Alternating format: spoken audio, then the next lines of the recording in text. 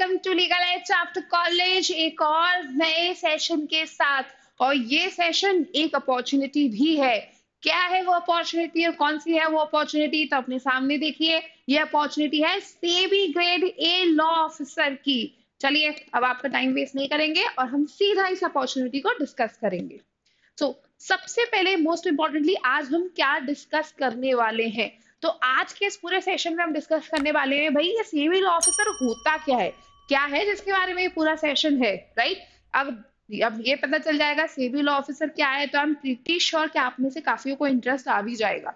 तो इसकी एलिजिबिलिटी क्या है, एग्जाम पैटर्न क्या है, सिलेबस क्या है, कितना स्कोर करने के बाद सेबी में एंट्री मिलेगी, तो कट ऑफ ट्रेंड क्या जाता है, आपकी प्रिपरेशन स्ट्रैटेजी क्या रहनी चाहिए, और मोस्ट इंपॉर्टेंटली क्यों करें सेबी, क्या है वो बेनिफिट्स यानी कि सैलरी पर्क्स और बेनिफिट्स ऑफ सेबी। तो चलिए स्टार्ट करते हैं।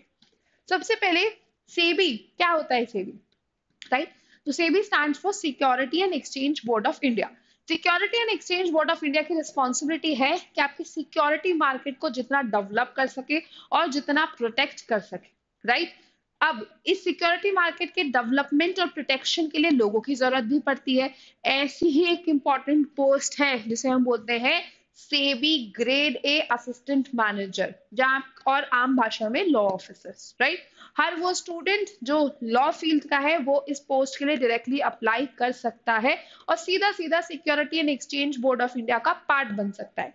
तो सेबी के लॉ ऑफिसर या फिर सेबीज लैंग्वेज असिस्टेंट मैनेजर का रोल होता क्या है। उनका रोल होता है लीगल मैटर्स में इन्वॉल्व होना, पॉलिसी एंड रेगुलेशंस ड्राफ्ट करना, मार्केट ओवरसाइट करना एंड इन्वेस्टर प्रोटेक्शन की फील्ड में काम करना, राइट। तो इस सेबी लॉ ऑफिसर बनेंगे कैसे, तो चलिए ये डिस्कस करते हैं। इसके लिए पहले ये देखना पड़ता है कि हम एलिजिबल हैं या नहीं। जो मैंडेटरी क्वालिफिकेशन मांगी गई है सेबी ने वो सिंपल है, you need to have a bachelor's degree in law, चाहे वो 5 ईयर इंटीग्रेटेड कोर्स से हो या वो 3 ईयर इंटीग्रेटेड कोर्स से हो। हाँ, एक एडिशनल डिजायरेबल क्वालिफिकेशन से भी मांगता है कि अगर आपके पास ग्रेजुएशन यानी कि लॉ की डिग्री के बाद कोई पोस्ट एक्सपीरियंस हो जहां आपने प्रैक्टिस किया हो एज एन एडवोकेट, बट ये डिजायरेबल क्वालिफिकेशन है, मैंडेटरी नहीं है। अगर आपके पास पोस्ट क्वालिफिकेशन को एक्सपीरियंस नहीं भी है तो भी आप सीबी के लिए अप्लाई कर सकते हैं। तो फ्रेश ग्रेजुएट्स के लिए भी है ये पोस्ट, तो अगर फाइनल ईयर में हो तो कुर्सी की पेटी बांध दो और सेबी के लिए तैयारी शुरू कर दो। अब मोस्ट इंपॉर्टेंट चीज की एज लिमिट क्या है। सो anyone who's below the age of 30 years is eligible to apply for SEBI, क्योंकि सेबी में एग्जाम देने की एज लिमिट है 30 इयर्स, राइट। अब जो लोग एलिजिबल हैं वो ये भी जानना चाहेंगे कि सेबी का एग्जाम पैटर्न क्या है, राइट। तो सेबी का एग्जाम पैटर्न 3 फेजेस में डिवाइडेड है, फेज 1, फेज 2, फेज 3। जो फेज 1 क्लियर करता है वो फेज 2 तक पहुंचता है, जो फेज 2 क्लियर करता है वो फेज 3 तक पहुंचता है। फेज 1 क्या है दोस्तों, चलिए अगर फेज 1 की बात की जाए तो फेज 1 में आपके 2 पेपर्स आते हैं, एक पेपर 1 एंड एक पेपर 2। पेपर 1 आपका multiple choice question based paper होता है जो कि कंप्यूटर बेस्ड टेस्ट है, जहां पे आपसे general awareness, English, quantitative aptitude and reasoning के क्वेश्चंस आते हैं, ऑल नॉन लॉ क्वेश्चंस, जो कि 60 मार्क्स, जो कि आपके 100 मार्क्स के होते हैं और आपको 60 मिनट्स का टाइम होता है उन 100 क्वेश्चंस को अटेम्प्ट करने के लिए। यूजुअली इसमें जो कट ऑफ जाता है वो 30% का कट ऑफ होता है, right. So you need both accuracy and time management to clear this paper 1।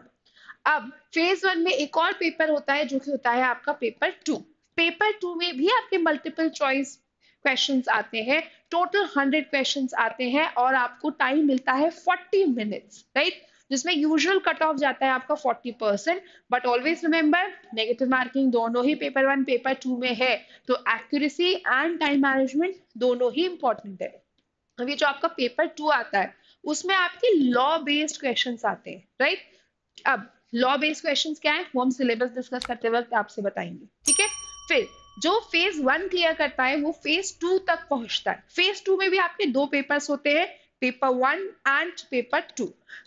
Paper 1 आपका डिस्क्रिप्टिव पेपर होता है, यानी कि आपसे इंग्लिश के क्वेश्चंस पूछे जाते हैं आपकी इंग्लिश राइटिंग टेस्ट करने के लिए, जहाँ पे ज्यादातर आपसे प्रीसीज राइटिंग या फिर कई बार जो है ड्राफ्टिंग पूछी जाती है, just to check how good you are in English.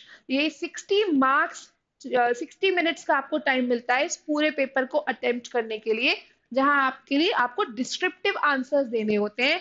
Max to max maximum ये 100 मार्क्स का आपका पेपर होता है एंड इसका कट ऑफ 30% जाता है। अब फेज 2 में जो पेपर 2 होता है वो लॉ का होता है, जो कि 2 पार्ट्स में डिवाइडेड है। इसका एक पार्ट जो है वो 70 मार्क्स का है, एमसीक्यू बेस्ड है, राइट। और इसका दूसरा पार्ट जो है वो 30 मार्क्स का है, पर वो सब्जेक्टिव बेस्ड है, राइट। तो अभी हम पार्ट 1 की बात करते हैं। पार्ट 1 में जो 70 क्वेश्चंस आपसे पूछे जाते हैं, ईच क्वेश्चन कैरी 1 मार्क्स, तो 70 मार्क्स का ये 70 क्वेश्चन का पेपर होता है, जिसके लिए आपको 60 मिनट्स मिलते हैं, राइट। रिमेनिंग 30 मार्क्स में आपसे 3 क्वेश्चंस पूछे जाते हैं, ईच क्वेश्चन कैरी 10 मार्क्स, जिसके लिए अगेन आपको 60 क्वेश्चंस मिलते हैं।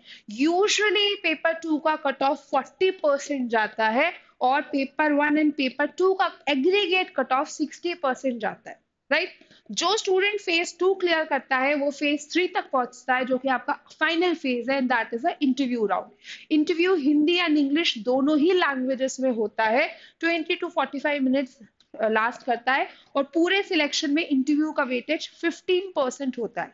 हाँ, अगर आपके पास कोई पोस्ट क्वालिफिकेशन या एक्सपीरियंस है तो आपको थोड़ा सा एज मिल जाता है, otherwise the interview is all about what ever you have done in your phase 1 and phase 2। चलिए अब बात करते हैं सिलेबस की, कि फेज 1 में जो लॉ के सब्जेक्ट्स आते हैं उसका क्या सिलेबस है, और फेज 2 में जो लॉ के सब्जेक्ट्स आते हैं उसका क्या सिलेबस है। क्योंकि फेज 1 में पेपर 1 तो नॉन लॉ के सब्जेक्ट्स है एंड फेज 2 में पेपर 1 इज ऑल इंग्लिश, तो हमारे लिए लॉ का सब्जेक्ट जानना इंपॉर्टेंट हो जाता है। तो फेज 1 में जो सब्जेक्ट्स आपसे पूछे जाते हैं वो है constitution of India, contract, specific relief act, civil procedure code, transfer of property act, arbitration and conciliation act, limitation act, administrative law, jurisprudence, interpretation of statutes, some important Latin terms and maxims, last but not the least, torts and consumer protection act। अच्छा खासा syllabus है ना, और syllabus यहाँ खत्म नहीं हुआ है। फेज 2 का सिलेबस देखो, फेज 2 का लॉ का सिलेबस क्या है। इंग्लिश तो इजी है ना, इजी नहीं है मतलब, इंग्लिश तो हमें पता ही है, डिस्क्रिप्टिव क्वेश्चंस आएंगे ज्यादातर, उसमें ऐसे राइटिंग के क्वेश्चंस आते हैं, या फिर इंग्लिश कॉम्प्रिहेंशन या प्रिसाइज राइटिंग के क्वेश्चन आते हैं, लेटर राइटिंग के क्वेश्चंस आते हैं। पेपर 2 जो होता है, जो कि आपका 70 एमसीक्यूज एंड 3 सब्जेक्टिव क्वेश्चंस में डिवाइडेड होता है, उसमें आपके लॉ के क्वेश्चंस पूछे जाते हैं। कौन से हैं वो लॉ के सब्जेक्ट्स। क्रिमिनल लॉ, वैसे तो पहले Indian penal code, criminal procedure code and आपका इंडियन एविडेंस एक्ट आता था। अब जो आएगा वो आएगा भारतीय न्याय संहिता, भारतीय नागरिक सुरक्षा संहिता एंड भारतीय साक्ष्य अधिनियम। कॉर्पोरेट लॉज में से companies act, limited liability partnership, insolvency and bankruptcy code आ जाता है। पर जो सबसे मोस्ट इंपॉर्टेंट पार्ट है, जानते हो क्या है, वो है सिक्योरिटी लॉज। तो सिक्योरिटी लॉज में security and exchange board of India act, appellate tribunal rules, आपके insider trading act, unfair trade practices act, security contract regulation act, depository act, corporation act, in total 7 to 9 ऐसे regulations हैं जो कि इस exam का part बना लेते हैं। कई बार होता यह है कि जो कोर सब्जेक्ट्स है वो तो प्रिपेयर करना इजी होता है, राइट, बट जो सिक्योरिटी लॉज या ऐसे सब्जेक्ट्स है जो कभी या तो जुडिशरी का पार्ट नहीं रहे हैं या फिर कॉलेज में नहीं पढ़ाए गए हैं, उन्हें कैसे प्रिपेयर किया जाए, तो उसका एक वन स्टॉप सोल्यूशन मैं आपके पास लेकर आई हूँ। क्या है वो वन स्टॉप सोल्यूशन, चलिए पहले हम वो वन स्टॉप सोल्यूशन देखते हैं। वो वन स्टॉप सोल्यूशन है लीगल एज आफ्टर कॉलेज। अगर आप लीगल एज आफ्टर कॉलेज की वेबसाइट पे जाएंगे और हमारे ऑनलाइन कोर्सेज देखेंगे, तो ऑनलाइन कोर्सेज में आपको सेबी लॉ का एक कोर्स मिलेगा, राइट। अगर आप उस कोर्स को एक्सप्लोर करेंगे तो आप ये देखेंगे कि यहाँ है आपके पास लाइव क्लासेस, राइट। आप लाइव अपनी क्लासेस लीजिए, फैकल्टी से वहीं अपने डाउट्स क्लियर करिए और इस सब्जेक्ट के लिए प्रिपेयर करिए। अगर आप किसी वजह से, जैसे कि अगर आप जॉब कर रहे हैं, जुडिशरी के लिए प्रिपेयर कर रहे हैं, इंटर्नशिप कर रहे हैं या कॉलेज के साथ प्रिपेयर कर रहे हैं, तो लाइव क्लासेस नहीं देख पा रहे हो, कोई बात नहीं, वही क्लासेस रिकॉर्डेड भी देखो, राइट। और सवाल ये उठता है कि अगर रिकॉर्डेड क्लास देख रहे हो तो फिर डाउट्स कैसे पूछोगे, तो हम दोनों ही चीजें प्रोवाइड करेंगे। हम प्रोवाइड करेंगे 24/7 डाउट क्लियरिंग सेशंस ग्रुप, जहाँ पे आपकी फैकल्टीज डायरेक्टली उन ग्रुप्स का पार्ट है और विद इन 24 आवर्स आपका डाउट सॉल्व होगा। कई ऐसे डाउट्स होते हैं जो कि ग्रुप में ना पूछे जाने की जगह आमने सामने पूछे जाना बेटर होता है, जैसे कि आपकी स्ट्रैटेजी या फिर एंजाइटी ही क्यों ना हो, वो सारे डाउट सॉल्व करने के लिए आपके पास होती है मेंटोरशिप सेशंस, जहां आप अपनी फैकल्टी से डायरेक्ट बात कर सकते हैं। आप अपनी फैकल्टी से डायरेक्ट बात करिए और अपने डाउट्स वहां पर आप सॉल्व करिए, राइट।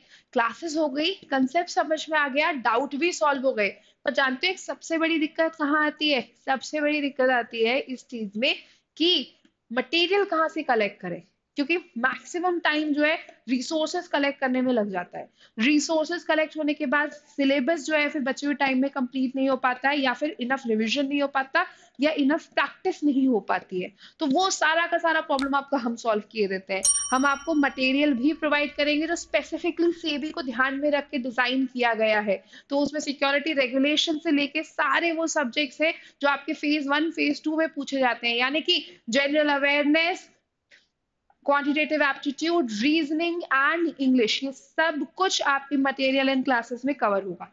चलिए, अब रिसोर्सेज कवर हो गया, मटेरियल मिल गया, क्लासेस भी हो गई, डाउट्स भी सॉल्व हो गए, पर जानते हो किसी भी कॉम्पिटेटिव एग्जाम में सबसे ज्यादा इंपॉर्टेंट क्या होता है? वो होता है आपका प्रैक्टिस, राइट। तो प्रैक्टिस बहुत इंपॉर्टेंट है दोस्तों। तो यहाँ आपको आपकी प्रैक्टिस भी करवाई जाएगी। Practice paper, sectional test, mock, सब कुछ प्रीवियस क्वेश्चन पेपर्स को डिजाइन करने के बाद सिर्फ आपके लिए अवेलेबल है। तो सब कुछ एक जगह पे मिल जाएगा, from your classes to your study material to your practice, right.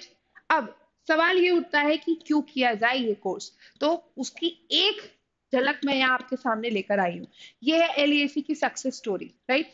जब रिसेंटली आईबीपीएस एसओ का रिजल्ट आया, क्योंकि अगर रेगुलेशन का पार्ट हटा दो, somewhat very much similar syllabus of IBPS. So we actually were able to produce more than 20 IBPS SO law officers. ये तो सिर्फ वो है नाम जो तुम्हारी आंखों के सामने है, इतने सारे तो ऐसे हैं कि स्क्रीन पे आए ही नहीं है, right? So this is what LEAC does. Now, if you want to be part of this success story, if you want to be part of SEBI, then course is there for you, right? और एक अच्छी बात जानते हो क्या है? Actually दो अच्छी बातें हैं। पहला, कमिंग मंडे को ही हम अपना गवर्नमेंट लॉ ऑफिसर का एक नया बैच ज्वाइन कर रहे हैं, जिसके थ्रू आप सेबी की प्रिपरेशन स्टार्ट कर सकते हो। तो अगर तुम्हें लग रहा है तुम लेट हो गए हो, तुम्हें ऐसा लग रहा है कि बहुत सारी क्लासेस होंगी जो कैसे कवर होंगी, कोई दिक्कत नहीं है, फ्रेश बैच से स्टार्ट करो। Start with a new beginning. Coming Monday को ही नया बैच आएगा, राइट। दूसरा, नीचे देख रहे हो, नीचे एक कोड है LEACYT। इस कोड का अगर यूज करोगे तो 10% का डिस्काउंट भी अवेल कर सकते हो। सो किस बात का इंतजार कर रहे हो? जाओ पोर्टल पे, कोर्स देखो, ज्वाइन करो, कोड भी यूज कर लेना, राइट। चलो अब आगे बढ़ते हैं। चलिए, अब मोस्ट इंपॉर्टेंटली जब स्ट्रैटेजी डिस्कस कर ही रहे हैं, तो एक और चीज इंपॉर्टेंट हो जाती है, वो है कि कितना स्कोर करना है, राइट। तो इसके लिए हम पास्ट ईयर के सेबी के इस पैटर्न का थोड़ा सा एक डिस्कशन लेकर आए हैं। जैसे अगर मैं 2024 की बात करूं यहाँ पे, तो इसकी एप्लीकेशन आई थी 11th ऑफ जून को। एप्लीकेशन की last June date was 30th of June. Phase 1 के एग्जाम 27th ऑफ जुलाई को हो गया था। फेज 2 का एग्जाम 31st ऑफ अगस्त को हो गया था।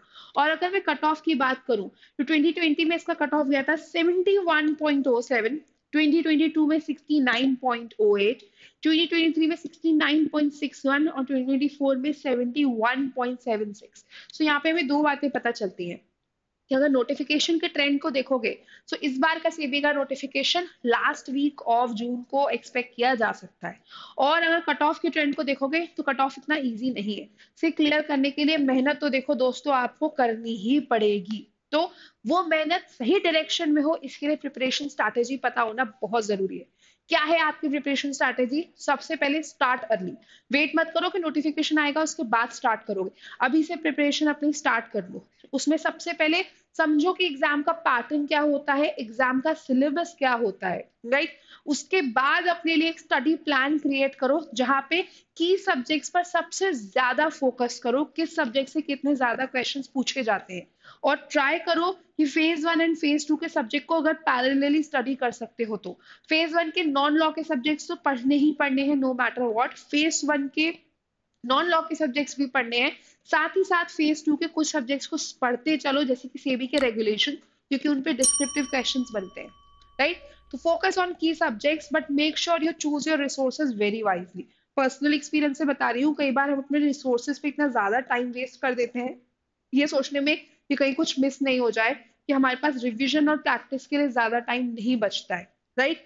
Make sure that you stay updated with the current affairs, क्योंकि फेज वन बहुत इंपॉर्टेंट है और जनरल अवेयरनेस से अच्छे खासे क्वेश्चंस आते हैं। साथ ही साथ अपनी इंग्लिश राइटिंग स्किल्स पे भी काम करते रहो, वो phase one and phase two दोनों के लिए इंपॉर्टेंट हो जाती है।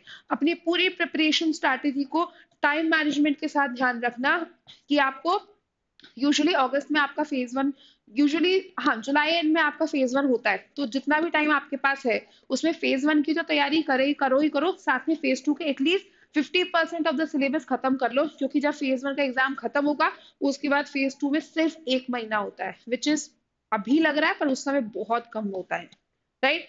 And whenever you study self assessment करना नहीं भूलना, so collect your resources, right?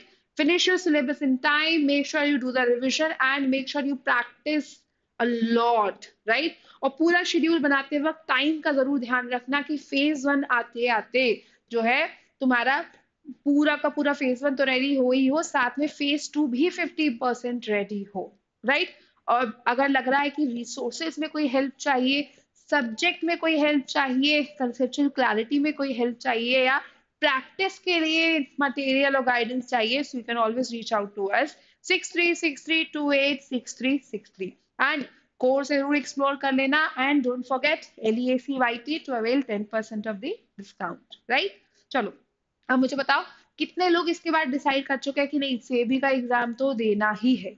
I hope, right. So if you like the video then क्या करना है, चैनल को सब्सक्राइब करना है, क्योंकि बहुत सारी सेबी से रिलेटेड इंफॉर्मेशन है जो हम आपसे शेयर करते रहेंगे। So subscribe the channel right now, like the video, share the video, and most importantly उससे ज्यादा कमेंट करो, कमेंट करके बताओ कि सेबी का एग्जाम दे रहे हो या नहीं दे रहे हो, और अगर दे रहे हो तो कौन सा ऐसा सब्जेक्ट है जो सबसे ज्यादा परेशान कर रहा है, वो हम आपके लिए लेकर आएंगे यूट्यूब पे, right. So until next time, see ya, bye bye guys.